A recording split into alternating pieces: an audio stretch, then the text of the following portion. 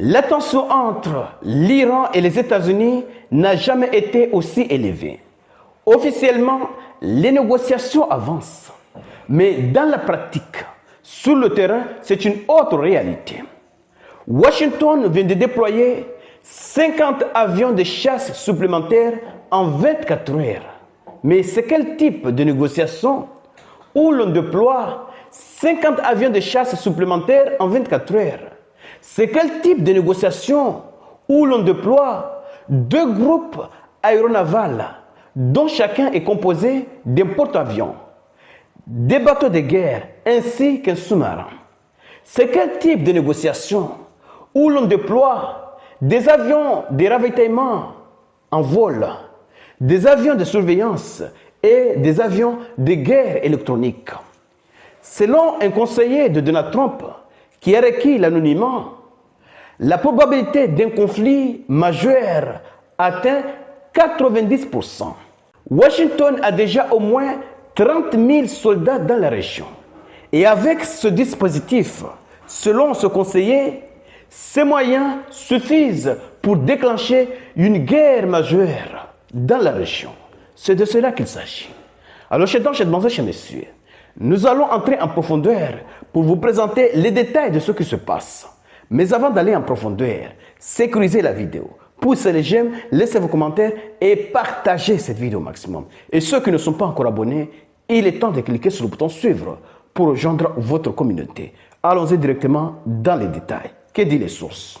Selon les sources, plus de 150 avions de transport militaire ont acheminé des armes et des munitions dans la région.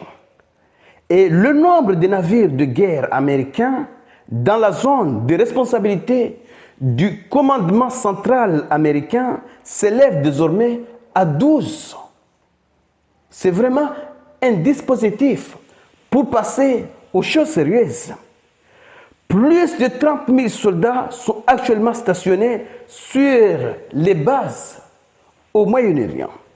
Et la probabilité d'une opération militaire contre l'Iran dans les semaines à venir s'élève à 90%, a déclaré un conseiller anonyme de Donald Trump, cité par Axios. C'est de cela qu'il s'agit. Chez messieurs, les nouvelles ne sont pas du tout bonnes. Oui, des rapports affirment que 24 des 36 F-16 américains déployés au Moyen-Orient sont de variantes F-16CJ, c'est-à-dire spécialisées dans les missions de suppression de la défense aérienne.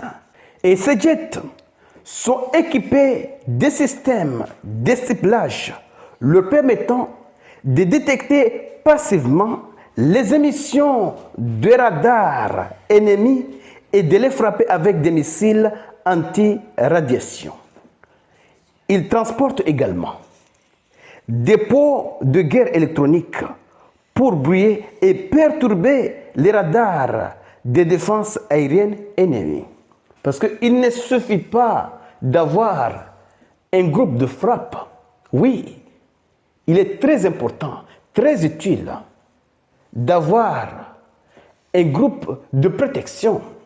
Parce que pour gagner un tel combat, il ne suffit pas d'avoir une force de frappe.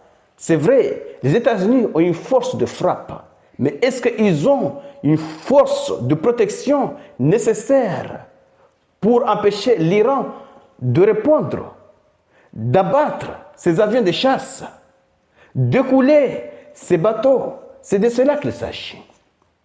Oui, les États-Unis sont en mesure de lancer plusieurs centaines de missiles en un seul coup, en direction de l'Iran.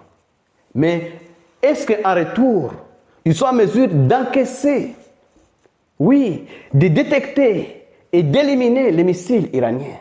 Est-ce qu'ils sont en mesure de rentrer en territoire iranien et de frapper les systèmes de défense antiaériens? C'est ça le plus important. Oui, c'est ça le plus important. Parce que s'ils lancent une frappe contre l'Iran, l'Iran va répondre. Donc, pour qu'ils puissent garder une sorte de supériorité aérienne, ils doivent être en mesure de détecter et de détruire les radars et les systèmes de défense antiaériens iraniens. C'est de cela qu'il s'agit. Et ça sera extrêmement difficile.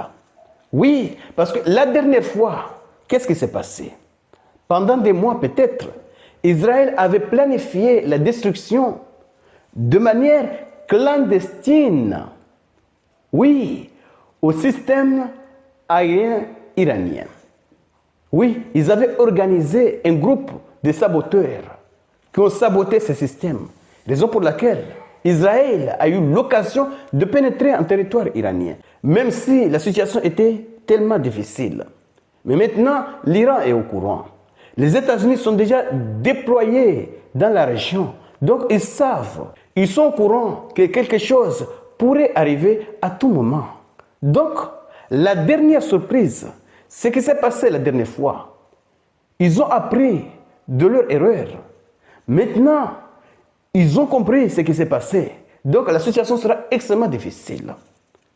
Washington se prépare, selon des sources, à mener un conflit de plusieurs semaines. Mais qui vous a dit que cela va durer plusieurs semaines? Pourquoi pas plusieurs mois ou plusieurs années? C'est de cela qu'il s'agit. Les pays de la région ont refusé de donner l'autorisation à Washington de survoler leur territoire. Bon, en tout cas pour l'instant, parce que nous savons que lorsque les choses sérieuses vont commencer, certains vont changer de discours et permettre à Washington de surveiller leur territoire pour passer aux choses sérieuses. Oui, c'est de cela qu'il s'agit. Alors, je demande chez messieurs, partagez cette vidéo au maximum pour faire en sorte que ceux qui ne sont pas encore abonnés puissent également bénéficier de ces informations. Et surtout, restez connectés pour la suite des événements. Merci.